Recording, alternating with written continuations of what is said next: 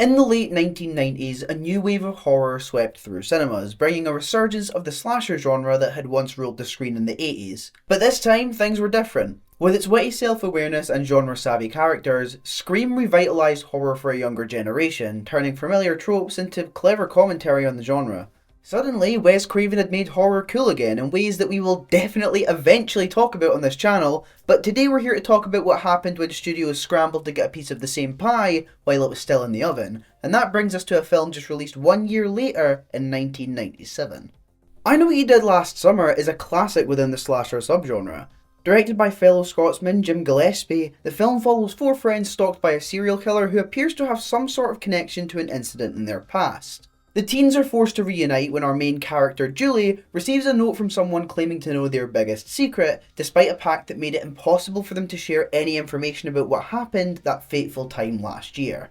Written by Kevin Williamson, someone who had become hugely successful thanks to Scream's release the year prior, I Know What You Did Last Summer definitely has the vibes that belong in this small era of movies, and for that exact reason a lot of people have said that it feels like a distant relative of the Scream franchise, and I definitely see that. On the surface, it may just seem like another clone riding on coattails, but there's something surprisingly substantive about I Know What You Did Last Summer that has kept it relevant among fans for so many years now. The film relies on more than a killer with a hook. It uses the classic urban legend of the Hook Man to explore the weight of mistakes and the psychological burden of a deadly secret. Through its suspense and conflicted characters, I Know What You Did Last Summer takes the genre and wraps it in themes of consequence, paranoia, and moral reckoning. Today we're exploring just how this film fits into the 90s horror renaissance, as well as analysing its depth and looking what has caused it to retain such a loyal following 25 years later. Before we do, please go ahead and if you enjoy this video, leave a like and also subscribe so you don't miss out on future stuff. I do really appreciate it, and with that out of the way, let's get on with things. The film focuses on four key characters who are finishing up high school, having gone their separate ways by the time they reunite for the main part of the movie. What's interesting is that all of them have pretty distinct personalities, something that I think is crucial when a film focuses on a group of friends. No matter how long they're on screen, the best characters are always those who can use minimal screen time and still give a strong sense of who they actually are. First up we have Julie James, who is going through a rough time following the death of her father. Played by Jennifer Love Hewitt, she's very innocent and portrays a lot of the typical good girl qualities, displaying a lot of understanding and empathy throughout. Julie is very intelligent, and we find out that she actually has a college scholarship lined up too. That intellect plays a key part in the plot as she becomes the driving force in tracking down the killer that stalks them. Very in touch with her morals, we see her carry the weight of things heavily throughout the film, with her recurring character motivation being the desire to do the right thing. Our love interest in this film is classmate Ray, played by Freddie Prinze Jr. He's a romantic that does really care about Julie and isn't prepared to let anything stand in the way of them ironing out the issues in their relationship. Like the good guy he is, Ray isn't hesitant to come to her aid, and it's evident that those feelings for her never truly disappeared. Even when it's briefly suspected that he could be the killer, he remains smart and manages to keep the primary focus on catching the real culprit. Ray's best friend Barry is portrayed by Ryan Philippe. He's that stereotypical bad boy that you see in a lot of these teen slashers, dating Sarah Michelle Gellar's character Helen Shivers. He's protective but also extremely argumentative and struggles with issues surrounding alcoholism. Perhaps as a result of this, Barry is very short-tempered and prone to lashing out. Overall, a little bit of an arsehole. Ultimately though, his reckless behaviour does become the catalyst for the incident that this film focuses on. Helen is much more sensible and level-headed. She's a pageant girl with big aspirations to move from her small town and become an actress. Her personality leads her to seek out the best in people, and she always tries to appeal to Barry's better nature, despite her home life being far from what she'd ever dreamed of. On their way back from the beach after celebrating the 4th of July, Barry drunkenly drops a bottle of liquor over Ray, distracting him and causing him to lose control of the car, hitting a pedestrian. Concerned more about the state of his car and the fact that the police would assume that he'd been driving, Barry convinces them not to report the incident and instead dump the body in the sea. After almost being caught when Julie's friend Max pulls up next to them, the four quickly get the man to some nearby water. However, as Helen prepares to carry out the plan, he wakes up, grabs her, and takes her pageant crown into the ocean with him, something that Barry quickly rushes to retrieve to remove any evidence from the scene. Not all that pleased about being both soaking wet and linked to manslaughter, I'll let you choose which one would piss you off the most, Barry angrily makes his friends promise to take this secret to the grave. The film then skips to the following summer, with Julie returning home after completing her first year of college. She and Ray are no longer dating, and the friends have parted ways since the incident, as it weighed incredibly heavily on their relationship. She receives a letter from an unknown sender with a very ominous message stating, "I know what you did last summer." Wait a minute, that's the name of the movie! Horrified, Julie sets out to track down Helen, surprised to learn that she hadn't moved to New York and instead returned to the town to work for her family business. Barry suspects that Max could be the killer, given that he was there that night, but that turns out to just be a Big Bang theory, and it's quickly put to rest when Max is murdered a few scenes later by this film's killer. Bad joke? Okay. Ray is now living as a fisherman and has some serious feelings for Julie even now when they reunite. She decides it would be beneficial for her to do some research into the man that they killed last summer, and the name David Egan is discovered, and both she and Helen take matters into their own hands, paying a visit to his sister Missy.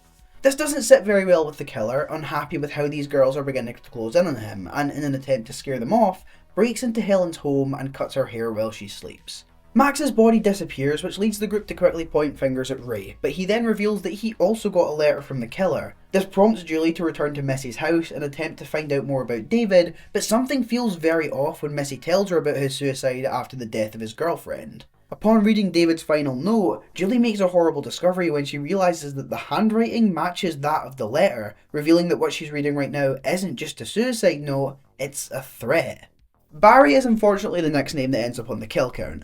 Helen witnesses his death while she's on stage, but his body and his killer quickly vanish. In the wake of this, a police officer escorts Helen home, at least until the killer adds him to the count, leaving Helen alone and vulnerable. After an adrenaline-filled chase, Helen makes it to her family store, only for her stalker to follow and murder her sister. Just when we think Helen might have escaped, the killer gets her too, and brings her time in this movie to a sad end. Sarah Michelle Gellar is genuinely fantastic in this movie, and this chase in particular is probably my favourite scene. It's made a little by that realm of uncertainty of seeing a face that we typically associate with the final girl meet her end in such a tragic way. Gellar is touted by a lot of this film's critics as the final girl it could have been, slating Julie as someone who isn't as strong a lead. I personally really disagree with this, and I think that narrative line of thought proves why her death has a lot more of an impactful effect on the rest of the movie. Julie isn't necessarily your conventional final girl, and Helen might have more of the attributes, but I still think that she does a more than great job. With half the group now dead, Julie discovers more information and realises that David isn't the man they hit that night at all, but it was actually the father of his girlfriend, Ben Willis. And if that wasn't a big enough twist for you, it turns out that they actually hit him immediately after he himself killed David to get revenge for his daughter's death. After putting the pieces together, Julie rushes to Ray to tell him that she knows who sent the notes, but worries when she notices that the name of his boat matches the same name as Missy's mysterious visitor. A seemingly trustworthy fisherman invites Julie into his boat, but as you probably guessed, because of a slasher movie is anything, it's almost at least a little predictable, this fisherman turns out to be none other than our killer, with Helen and Barry's bodies hidden aboard. Ray wakes up and rushes to Julie's aid, helping her to defeat the killer once and for all, throwing him into the water like they did at the start of the film, before Ray reveals that the friend Missy spoke of earlier was him, and that he visited undercover out of guilt for what he believed he had done. In the end, the two of them are probably pretty relieved that they didn't actually commit murder, and Julie happily returns to college to get on with her life. Of course, because the possibility of a sequel is always too good to pass up, Julie enters her bathroom to see the words "I still know" written on her shower, before the movie ends with a dark figure diving at her through the glass. In the mid to late 1990s, the genre had found itself at a turning point. The rise of ironic, self-aware narratives turned a genre known for its dulling jump scares and overused killers into something clever and unexpectedly layered. This charge was of course led by Scream, revamping the slasher and putting the typical tropes of horror under the magnifying glass and dissecting them in real time. With a unique blend of horror, social commentary and genuinely scary moments, Scream had redefined horror for a new generation and gave audiences a cast of relatable teens battling a killer who was just as savvy as they were. A year on, I Know What You Did Last Summer arrived, drawing on Scream's success but carving out its own niche in the subgenre. Sure, it might share many of the same hallmarks, a young, attractive cast, a masked killer, and a narrative steeped in mystery and suspense. However, where Scream embraced the meta, tongue-in-cheek approach, I Know What You Did Last Summer takes a more straightforward path, trading the satire for a darker, psychological tone. The film reserves itself within the slasher genre, but the focus is more on the question, what happens when you can't outrun the consequences of your actions? I Know What You Did also shares Scream's fascination with youthful innocence turned deadly. Both films cast some of the biggest stars of this era, like this one has Freddie Prinze Jr., Jennifer Love Hewitt, Sarah Michelle Gellar, and they all bring relatability and charm to these characters. But while Scream played with horror-aware characters who knew of the cliches, I Know What You Did Last Summer grounds its cast in a more serious setting. These characters are less concerned with horror tropes and more haunted by the weight of their own guilt and paranoia, a tension that drives the film forward and gives it a very distinct edge. Yet despite all that, with all these differences in mind, both films are still able to define the teen slasher by focusing on the themes of consequence and the fear of the past catching up with us. Where Scream revels in a love for horror, I Know What You Did Last Summer dives into the anxieties that come with keeping a deadly secret, a decision that ultimately leads to horror not as escapism, but as a direct consequence of youthful mistakes. The film takes these familiar slasher elements and adds an emotional weight, making it a story about survival in the face of both a killer and the haunting truth of a single terrible decision. With a unique combination of suspense, morality, and psychological tension, I Know What You Did Last Summer didn't just follow Scream's path, it paved its own, becoming a positive addition to the 90s horror revival. While many slasher films rely on straightforward terror, I Know What You Did Last Summer weaves a deeper, psychological thread into the story, one rooted in the power of guilt and the weight of hidden secrets. The film's whole narrative is anchored in the Hookman urban legend, a story about consequences and lurking dangers that adds a distinct moral edge to this horror. The film uses this legend to symbolise the consequences of reckless actions and the anxieties that can come from a fateful mistake. Four friends find themselves bound together by a tragic accident that they decide to bury both literally and figuratively. This secret doesn't stay buried though, and as each of them grappled with the decision to cover it up, the weight of their actions begin to unravel their lives. The killer with the hook becomes more than a physical threat, it's a manifestation of their guilt, stalking them as a reminder that their actions have come with consequences. Through this, I Know What You Did Last Summer transforms that classic slasher setup into a story that explores how secrets and guilt can consume us. And in doing this, it blurs that line between psychological and literal horror. Each character's reaction to the secret reflects a different way of coping with guilt. Julie, the moral epicenter of the group, is haunted and visibly struggling to move forward, embodying that archetypal portrayal of the final girl who's forced to confront the truth. Barry's anger and denial serve as his own attempt to suppress his guilt, while Helen's descent from a beauty queen to a vulnerable target shows the emotional toll that this incident has taken on her psyche. And then there's Ray, someone who carries a quieter burden, torn between loyalty and self-preservation. Together, they all highlight how a shared trauma can fracture a relationship and intensify personal insecurities, leaving each of the characters isolated by their own fear and regret. This theme of guilt and paranoia is what gives this film its real edge, setting it apart from movies that rely solely on gore or jump scares. As the characters continue to be haunted by a seemingly omnipresent killer, the true horror becomes about facing the moral and psychological reality that is choice. I Know What You Did Last Summer combines urban legend with psychological tension, offering a story that resonates viscerally and emotionally. The horror is as much about confronting the past as it is about escaping a killer, creating this powerful representation of the inevitability of facing one's actions. Despite premiering well over 2 decades ago, the impact that I Know What You Did Last Summer had on horror and pop culture remains undeniably clear. For fans of 90s horror, it's this nostalgic time capsule that captures the style, the theme, and the emotional intensity of an era that redefined the genre forever. From its ensemble cast of young stars to its sleek suspense-driven narrative, the film has embedded itself in the hearts of horror fans who remember it forever. The film's story still resonates today, tapping into fears around secrecy, guilt, and consequences. This relatability has helped the film endure, keeping it relevant as more than just a movie from the past, but a story that continues to speak to new generations. The film's cultural legacy is evident in its sequels and the TV adaptation, which brings the story to a new audience.